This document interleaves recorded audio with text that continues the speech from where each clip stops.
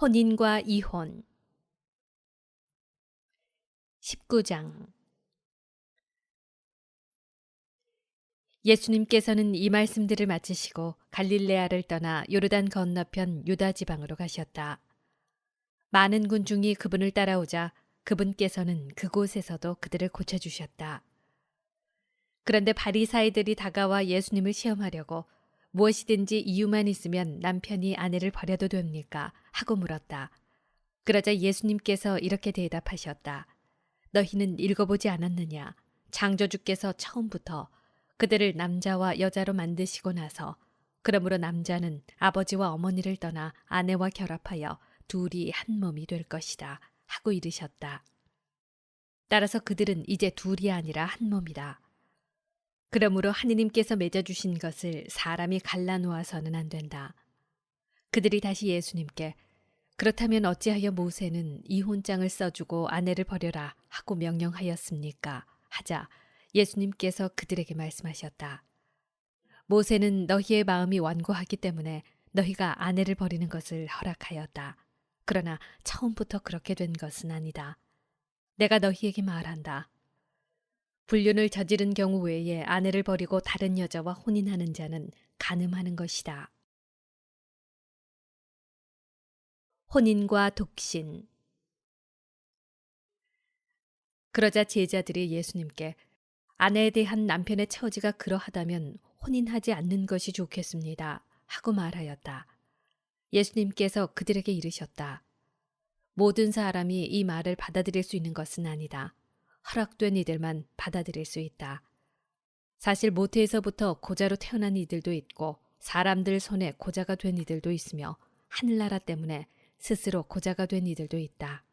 받아들일 수 있는 사람은 받아들여라.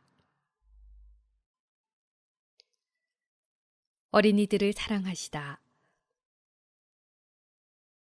그때 사람들이 어린이들을 예수님께 데리고 와서 그들에게 손을 얹고 기도해 달라고 하였다.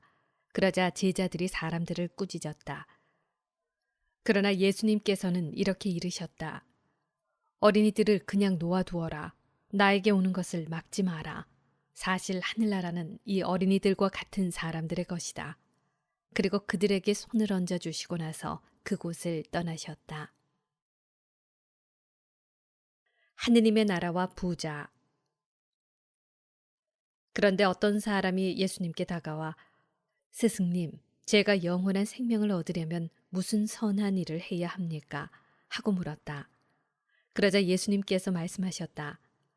어찌하여 나에게 선한 일을 묻느냐? 선하신 분은 한 분뿐이시다. 내가 생명에 들어가려면 계명들을 지켜라.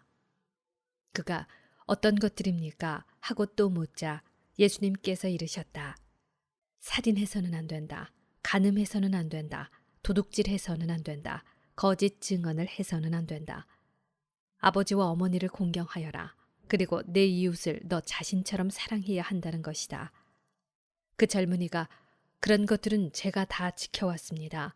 아직도 무엇이 부족합니까? 하고 다시 묻자 예수님께서 그에게 이르셨다. 내가 완전한 사람이 되려거든 가서 너의 재산을 팔아 가난한 이들에게 주어라. 그러면 내가 하늘에서 보물을 차지하게 될 것이다. 그리고 와서 나를 따라라. 그러나 그 젊은이는 이 말씀을 듣고 슬퍼하며 떠나갔다. 그가 많은 재물을 가지고 있었기 때문이다. 예수님께서 제자들에게 말씀하셨다. 내가 진실로 너희에게 말한다. 부자는 하늘나라에 들어가기가 어려울 것이다. 내가 다시 너희에게 말한다. 부자가 하느님 나라에 들어가는 것보다 낙타가 바늘구멍으로 빠져나가는 것이 더 쉽다. 제자들이 이 말씀을 듣고 몹시 놀라서 그렇다면 누가 구원받을 수 있는가 하고 말하였다. 예수님께서는 그들을 눈여겨보며 이르셨다. 사람에게는 그것이 불가능하지만 하느님께는 모든 것이 가능하다. 따름과 보상. 그때 베드로가 그 말씀을 받아 예수님께 물었다. 보시다시피 저희는 모든 것을 버리고 스승님을 따랐습니다. 그러니 저희는 무엇을 받겠습니까? 예수님께서 말씀하셨다. 내가 진실로 너희에게 말한다.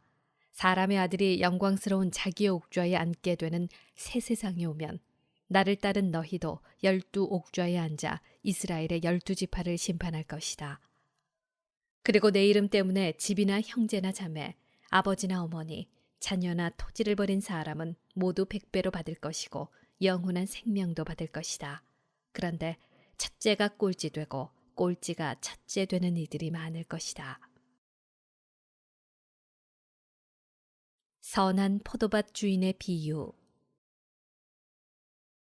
20장 하늘나라는 자기 포도밭에서 일할 일꾼들을 사려고 이른 아침에 집을 나선 밭임자와 같다. 그는 일꾼들과 하루 한 데나리온으로 합의하고 그들을 자기 포도밭으로 보냈다. 그가 또 9시쯤에 나가보니 다른 이들이 하는 일 없이 장터에 서 있었다. 그래서 그들에게 당신들도 포도밭으로 가시오. 정당한 삭슬 주겠소. 하고 말하자 그들이 갔다. 그는 다시 12시와 오후 3시쯤에도 나가서 그와 같이 하였다. 그리고 오후 5시쯤에도 나가보니 또 다른 이들이 서 있었다. 그래서 그들에게 당신들은 왜 온종일 하는 일 없이 여기 서 있소? 하고 물으니 그들이 아무도 우리를 사지 않았기 때문입니다. 하고 대답하였다. 그러자 그는 당신들도 포도밭으로 가시오. 하고 말하였다. 저녁 때가 되자 포도밭 주인은 자기 관리인에게 말하였다. 일꾼들을 불러 맨 나중에 온 이들부터 시작하여 맨 먼저 온 이들에게까지 품삯을 내주시오. 그리하여 오후 5시쯤부터 일한 이들이 와서 한 데나리온씩 받았다. 그래서 맨 먼저 온 이들은 차례가 되자 자기들은 더 받으려니 생각하였는데 그들도 한 데나리온씩만 받았다. 그것을 받아들고 그들은 밭임자에게 투덜거리면서 맨 나중에 온 저자들은 1시간만 일했는데도 뙤약볕 아래에서 온종일 고생한 우리와 똑같이 대우하시는군요.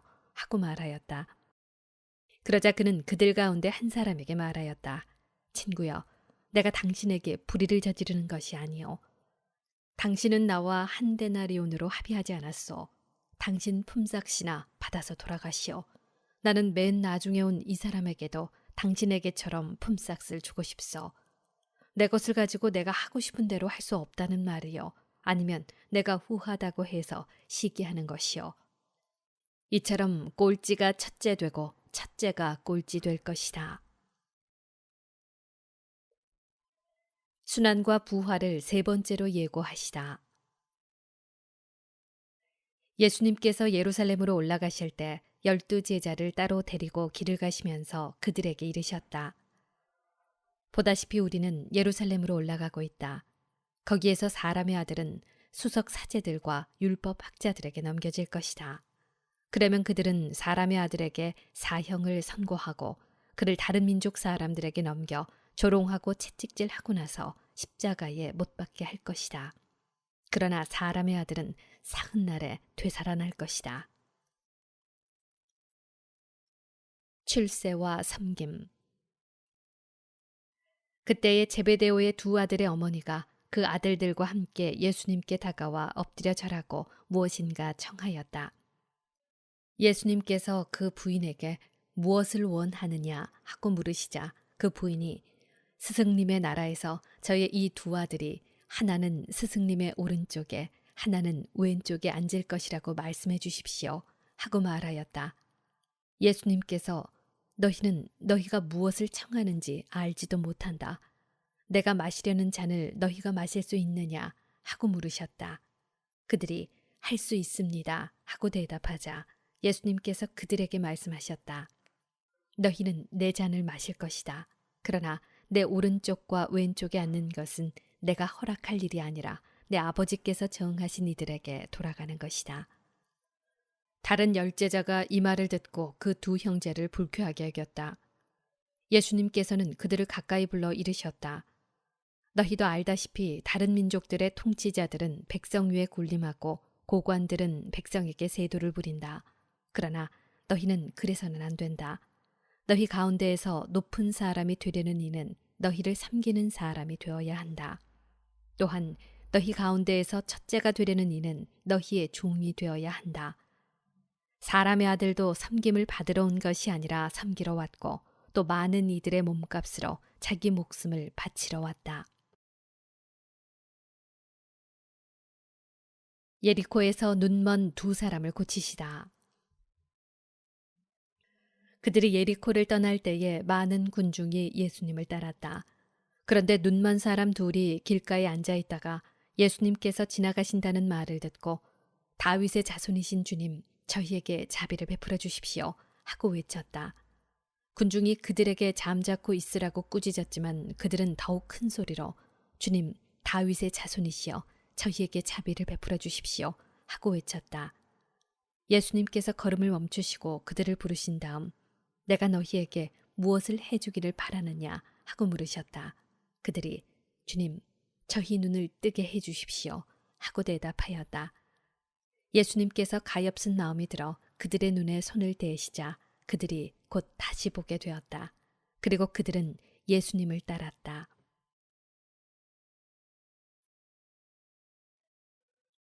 예루살렘에 입성하시다. 21장. 그들이 예루살렘에 가까이 이르러 올리브산 벳파게에 다다랐을 때 예수님께서 제자 둘을 보내며 말씀하셨다. 너희 맞은쪽 동네로 가거라. 매여 있는 암나귀와 그 곁에 어린 나귀를 곧바로 보게 될 것이다. 그것들을 풀어 나에게 끌고 오너라. 누가 너희에게 무엇라고 하거든 주님께서 필요하시답니다 하고 대답하여라. 그러면 그것들을 곧 보내줄 것이다. 예언자를 통하여 하신 말씀이 이루어지려고 이 일이 일어난 것이다. 딸 시온에게 말하여라. 보라, 너의 임금님이 너에게 오신다. 그분은 겸손하시어 암나귀를, 진바리 짐승의 새끼, 어린 나귀를 타고 오신다. 제자들은 가서 예수님께서 지시하신 대로 하였다. 그들은 그렇게 암나귀와 어린 나귀를 끌고 와서 그 위에 겉옷을 펴놓았다. 예수님께서 그 위에 앉으시자 수많은 군중이 자기들의 겉옷을 길에 깔았다. 또 어떤 이들은 나뭇가지를 꺾어다가 길에 깔았다. 그리고 앞서가는 군중과 뒤따라가는 군중이 외쳤다. 다윗의 자손께 호산나. 주님의 이름으로 오시는 분은 복되시어라. 지극히 높은 곳에 호산나. 이렇게 하여 예수님께서 예루살렘에 들어가시니 온 도성이 술렁거리며 저분이 누구냐 하고 물었다. 그러자 군중이 저분은 갈릴레아 나자렛 출신 예언자 예수님이시오 하고 대답하였다. 성전을 정화하시다. 예수님께서는 성전에 들어가시어 그곳에서 사고팔고 하는 자들을 모두 쫓아내시고 환전상들의 탁자와 비둘기 장수들의 의자를 둘러 엎으셨다. 그리고 그들에게 말씀하셨다. 나의 집은 기도의 집이라 불릴 것이다 라고 기록되어 있다. 그런데 너희는 이곳을 강도들의 소굴로 만드는구나. 그때 성전에서 눈먼 이들과 절름거리는 이들이 다가오자 예수님께서는 그들을 고쳐주셨다. 수석 사제들과 율법 학자들이 예수님께서 일으키신 기적들을 보고 또 성전에서 다윗의 자손께 호산나 하고 외치는 아이들을 보고 불쾌해하며 예수님께 저 아이들이 무엇라고 하는지 듣고 있어 하였다. 예수님께서 그들에게 말씀하셨다. 그렇다. 당신께서는 아기들과 젖먹이들의 입에서 찬양이 나오게 하셨습니다. 라는 말씀을 너희는 읽어본 적이 없느냐. 예수님께서는 그들을 두고 성을 나와 베타니아로 가시어 그곳에서 밤을 지내셨다. 무화과 나무를 저주하시다. 예수님께서는 새벽에 성 안으로 되돌아가실 때에 시장하셨다. 마침 길가에 있는 무화과 나무 한 그루를 보시고 가까이 가셨다. 그러나 잎사귀 밖에는 달리 아무것도 보이지 않았으므로 그 나무를 향하여 말씀하셨다. 이제부터 너는 영원히 열매 맺는 일이 없을 것이다. 그러자 나무가 즉시 말라버렸다. 제자들이 그것을 보고 놀라서 어째서 무화과 나무가 즉시 말라버렸습니까? 하고 물었다. 예수님께서 그들에게 대답하셨다. 내가 진실로 너희에게 말한다. 너희가 믿음을 가지고 의심하지 않으면 이 무화과 나무에 일어난 일을 할 수 있을 뿐만 아니라 이 산더러 들려서 저 바다에 빠져라 하여도 그대로 이루어질 것이다. 그리고 너희가 기도할 때에 믿고 청하는 것은 무엇이든지 다 받을 것이다.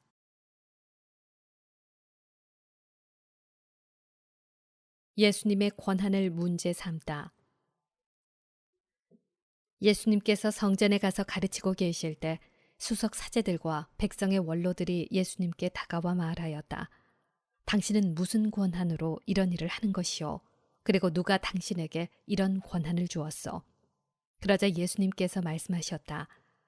나도 너희에게 한 가지 묻겠다. 너희가 나에게 대답하면 나도 무슨 권한으로 이런 일을 하는지 너희에게 말해주겠다. 요한의 세례가 어디에서 온 것이냐? 하늘에서냐? 아니면 사람에게서냐? 그들은 저희끼리 의논하였다. 하늘에서 왔다 하면 어찌하여 그를 믿지 않았느냐 하고 우리에게 말할 것이요. 그렇다고 사람에게서 왔다 하자니 군중이 두렵소. 그들이 모두 요한을 예언자로 여기니 말이요. 그래서 그들이 예수님께 모르겠소 하고 대답하였다. 그러자 예수님께서 그들에게 말씀하셨다. 나도 무슨 권한으로 이런 일을 하는지 너희에게 말하지 않겠다. 두 아들의 비유. 너희는 어떻게 생각하느냐? 어떤 사람에게 아들이 둘 있었는데 맏아들에게 가서 얘야, 너 오늘 포도밭에 가서 일하여라 하고 일렀다. 그는 싫습니다 하고 대답하였지만 나중에 생각을 바꿔 일하러 갔다. 아버지는 또 다른 아들에게 가서 같은 말을 하였다. 그는 가겠습니다 아버지 하고 대답하였지만 가지는 않았다. 이 둘 가운데 누가 아버지의 뜻을 실천하였느냐? 그들이 맏아들입니다 하고 대답하자 예수님께서 그들에게 말씀하셨다. 내가 진실로 너희에게 말한다. 세리와 창녀들이 너희보다 먼저 하느님의 나라에 들어간다. 사실 요한이 너희에게 와서 의로운 길을 가르칠 때 너희는 그를 믿지 않았지만 세리와 창녀들은 그를 믿었다. 너희는 그것을 보고도 생각을 바꾸지 않고 끝내 그를 믿지 않았다. 포도밭 소작인의 비유. 다른 비유를 들어보아라. 어떤 밭 임자가 포도밭을 일구어 울타리를 둘러치고 포도 확을 파고 탑을 세웠다. 그리고 소작인들에게 내주고 멀리 떠났다.